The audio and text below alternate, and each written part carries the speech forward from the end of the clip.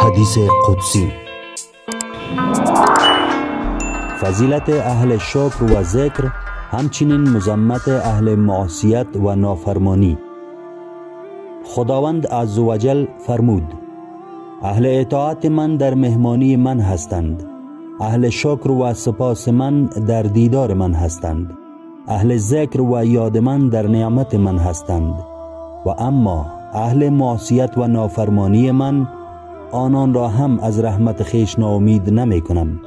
اگر توبه کنند من دوستدار آنانم، اگر بیمار شوند من طبیب آنانم و با سختی ها و مصیبت ها آنان را درمان می کنم تا از گناهان و عیب ها پاکشان سازم.